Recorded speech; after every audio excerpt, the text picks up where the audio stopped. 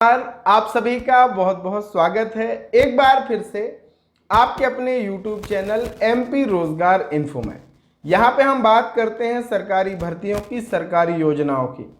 आज की इस वीडियो में हम बात करने वाले हैं महात्मा गांधी राष्ट्रीय ग्रामीण रोजगार गारंटी अधिनियम 2005 के तहत हर एक ग्राम पंचायत में ग्राम रोजगार सहायक नियुक्त किए गए हैं, जिनको हम सहायक सचिव के नाम से भी जानते हैं। अब सहायक सचिव की नियुक्ति कैसे होती है, आज की इस वीडियो में हम सारी जानकारी आपको देने वाले हैं कि सहायक सचिव बनने के लिए आपके पास क्या क्या योग्यताएं होने चाहिए, क्या क्या सर्टिफिकेट आपके पास होना चाहिए, इसका चयन कैसे होता है और रोजगार सहायक बनने के बाद क्या क्या काम आपके होते हैं, क्या क्या दायित्व आपका होता है, ये सारी जानकारी सिंगल वीडियो में आपको देने वाले हैं। तो पूरा वीडियो जरूर देखिएगा। वीडियो अगर अधूरा देखेंगे तो भ्रामक जानकारी होगी निश्चित ही, तो वीडियो पूरा देखिएगा। और भैया अगर चैनल पे नए हैं तो सब्सक्राइब भी जरूर कर लेना। सब्सक्राइब करने से फायदा क्या होगा कि आप हमारे MP रोजगार इन्फो परिवार के सदस्य बन जाएंगे और हमारे आने वाले वीडियो सबसे पहले आपको मिल जाएंगे। और अभी यहाँ पे 6800 बम्पर भर्ती निकली हुई है ड्रोन पायलट की। ये वीडियो नहीं देखा है, देख लीजिए। योग्यता रखते हैं तो आवेदन जरूर कर दीजिए। साथ ही साथ ग्राम पंचायत स्तर पर जो मेट की वैकेंसी होती है, उसका चयन प्रक्रिया क्या है, वो भी मैंने वीडियो बना दिया है। चलिए आज की इस वीडियो को शुरू करते हैं। अब तो ये हमने आदेश निकाल लिया है, जो कि मध्य प्रदेश राज्य रोजगार गारंटी परिषद पंचायत एवं ग्रामीण विकास विभाग के अधीन गठित पंजीकृत संस्था है और इन्हीं के माध्यम से ग्राम रोजगार सहायक की नियुक्ति होती है। और जो नवीन दिशा निर्देश हैं वो मैं आपको आज शेयर करने वाला हूं।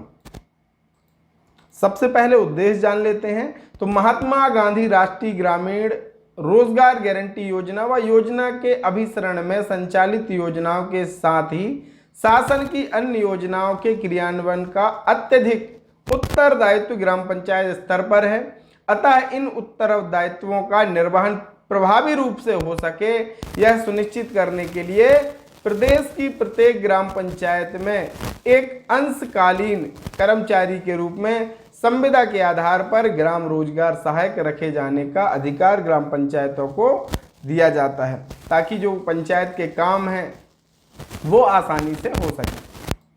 अब इसके लिए योग्यताएं क्या होती हैं? तो माध्यमिक शिक्षा मंडल बोर्ड से हायर सेकेंडरी कक्षा 12वीं पास किया हो, या केंद्रीय बोर्ड से उसने पास किया हो, या मान्यता प्राप्त बोर्ड जैसे संस्कृत बोर्ड, ओपन बोर्ड से भी अगर उसने हायर सेकेंडरी पास करी है तो वो आवेदन कर सकता है। न्यूनतम जो आयु है वो 18 वर्ष से अधिक, 18 वर्ष से कम नहीं होना चाहिए, और अधिकतम जो आयु है वो 35 वर्ष होना चाहिए, 35 वर्ष से ज़्यादा नहीं होना चाहिए। अभ्यर्थी आवेदित ग्राम पंचायत का स्थायी निवासी होना चाहिए। स्थायी निवासी हेतु आवेदक का नाम उस ग्राम पंचायत की भारत निर्वाचन सूची में पंजीबद्ध होना अनिवार्य है। किसी ग्राम पंचायत में 3 से कम स्थानीय अभ्यर्थी द्वारा आवेदन किए जाने की स्थिति में संबंधित ग्राम पंचायत की सीमा से लगे ग्राम पंचायतों के स्थानीय निवासियों के आवेदन पत्र लिया जा सकेगा। मान लीजिए आपकी ग्राम पंचायत से केवल 3 आवेदन आते हैं, तो बगल की जो ग्राम पंचायतें हैं उनसे भी आवेदन लिया जा सकता है। कंप्यूटर दक्षता प्रमाणीकरण परीक्षा हेतु MIT जो द्वारा संचालित परीक्षा प्रोफिशिएंसी सर्टिफिकेट टेस्ट यानी CPCT उत्तीर्ण, ये देखिए बोल्ड में यहाँ पे लिखा हुआ है कि CPCT उत्तीर्ण यहाँ पे होना चाहिए। और वांछनीय योग्यता और क्या चाहिए है कि आपने किसी भी संस्था के माध्यम से कंप्यूटर में डिप्लोमा आपके पास हो, जैसे कि DCA आपने किया हो, PGDCA किया हो, तो ये भी आपका 1 वर्षीय डिप्लोमा आपने अगर किया है।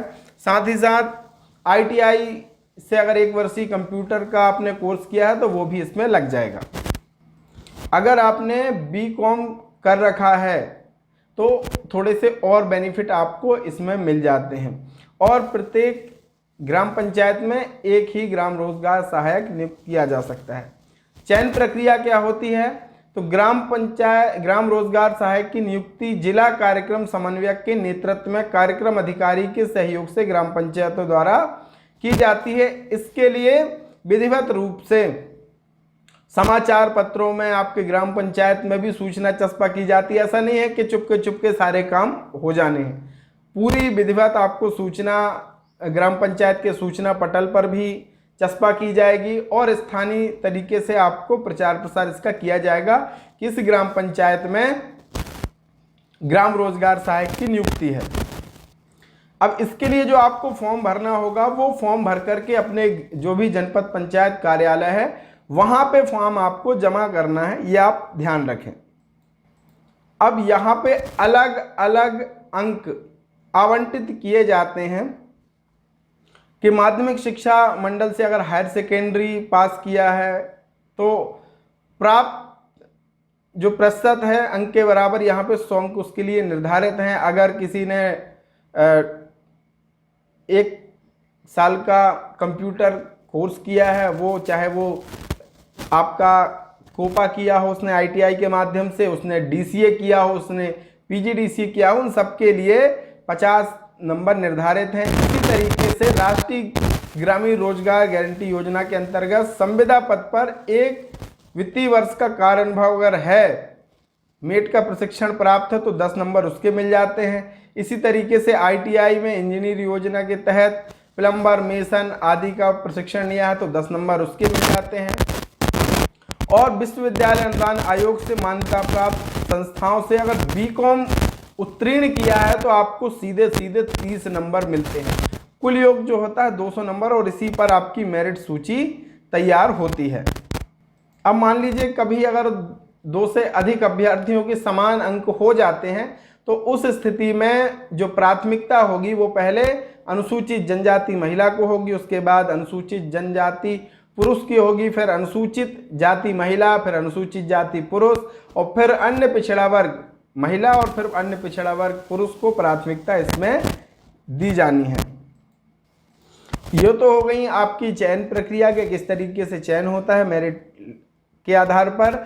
अब बात आती है कि ग्राम रोजगार सहायक के क्या क्या दायित्व होते हैं। तो पहला, जॉब कार्ड प्राप्ति, पंजीयन, जॉब कार्ड प्रदाय करना, अभिलेख का संधारण करना, कार्यवार जो कार्य चल रहे हैं ग्राम पंचायत में उनकी सारी देखरेख करना, उनको कंप्यूटर में फीड करना, साथ ही साथ अन्य जो योजनाएं संचालित हैं, चाहे वो PM आवास हो, चाहे दूसरी स्कीम्स हो, संबल योजना हो, इन तमाम स्कीम में भी ग्राम रोजगार सहायक की महत्वपूर्ण भूमिका होती है। यानी लगभग पूरा जो काम है वो जिम्मेवारी ग्राम रोजगार सहायक और सचिव के कंधों पर ही होती है पंचायत की। तो एक बहुत ही महत्वपूर्ण और बड़े दायित्व वाला ये पद है। और वेतन की अगर बात करें तो अभी 18,000 रुपये लगभग ग्राम रोजगार सहायकों को मिलता है। तो दोस्तों, आगामी समय में अगर आपकी पंचायत में ग्राम रोजगार सहायक नहीं रहता है तो वहाँ पे अगर भर्ती होगी तो इसी तरीके की चयन प्रक्रिया होगी, यही मापदंड होंगे और हो सकता है कि प्रशासन के द्वारा इनमें कुछ बदलाव भी किए जा सकते हैं।